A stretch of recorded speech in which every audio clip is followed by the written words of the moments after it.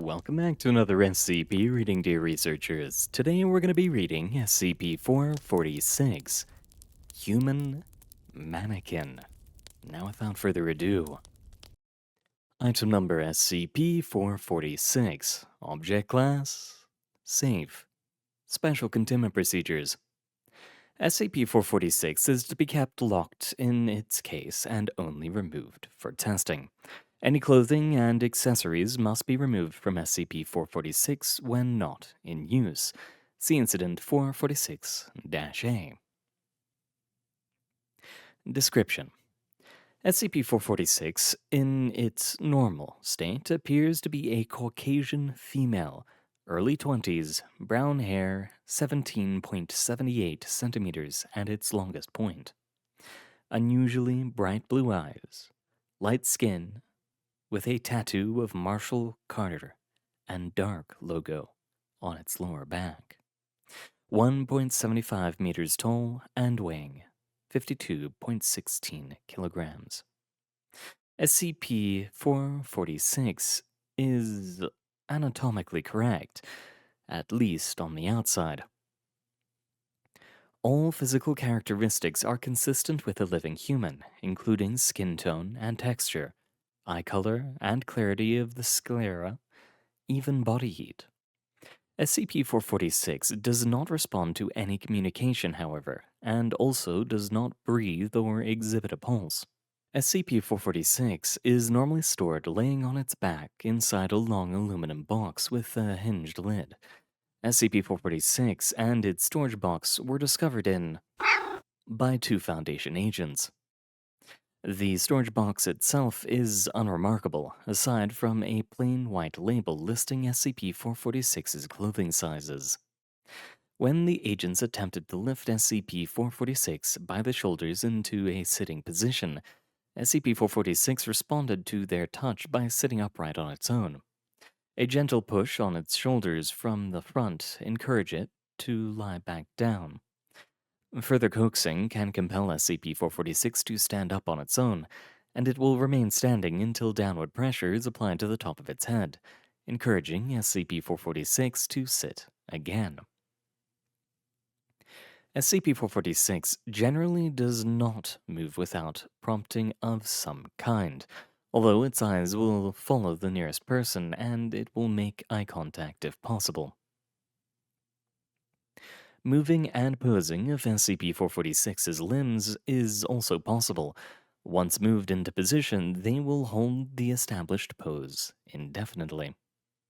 This works even in cases where delicate balancing would be required for a person, such as standing on one foot or even one hand.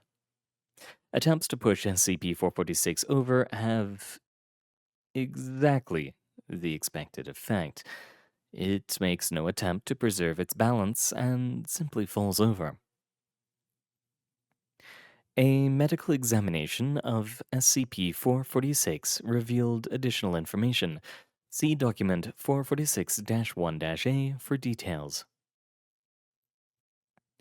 Incident 446-1. SCP involved SCP-446. Personnel involved: a Foundation guard and Dr. Sunderland. Date 9/2/2010. Location: Storage Room 6 of the site it's held at. Description: in the spirit of modesty, SCP-446 was initially stored clothed in a standard Class D personnel uniform. A guard later investigated reports of a thumping noise in Storage Room 6 where SCP-446 is kept. SCP-446's case was found to have moved several inches from its normal resting place as the result of rhythmic blows to the lid from the inside. Dr. Sunderland was called in and, upon opening the case, found that SCP-446 was attempting to rise to a sitting pose.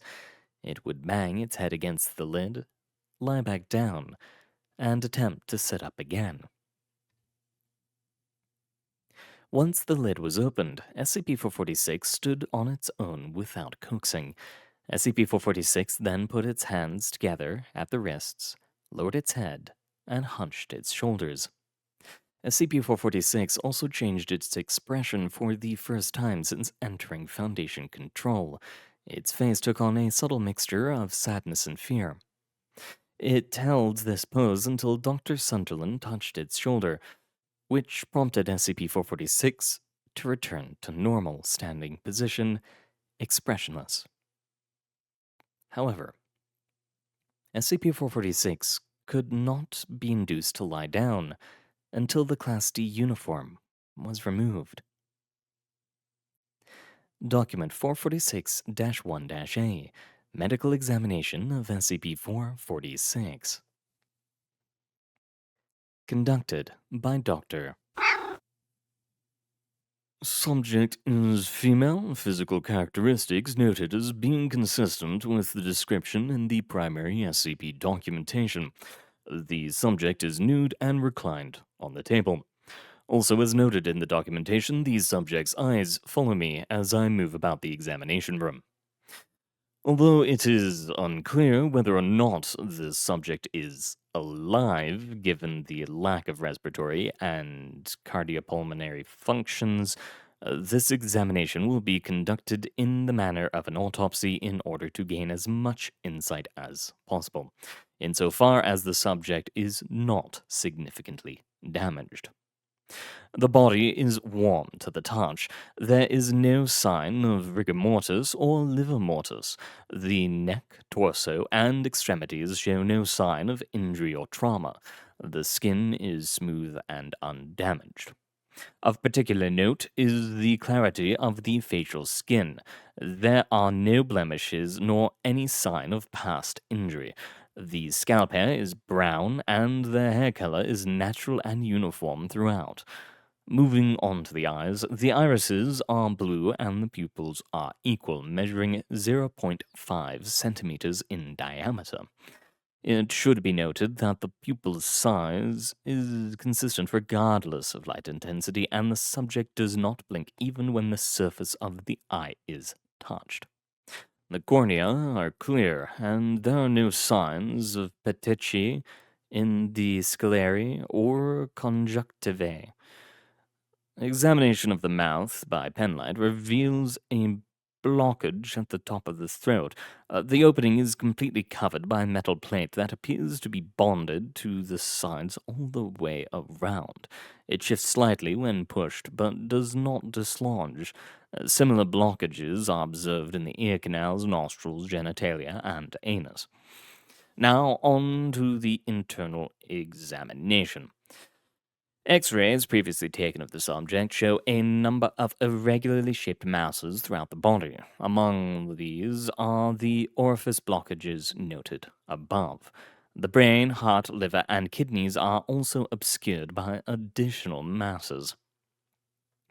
Before attempting the Y incision, I elected to exercise a 1 centimeter square of skin from the subject's left flank.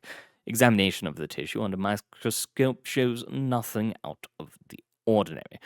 However, observation of the wound shows that scab tissue is visibly forming already, less than a minute after the excision.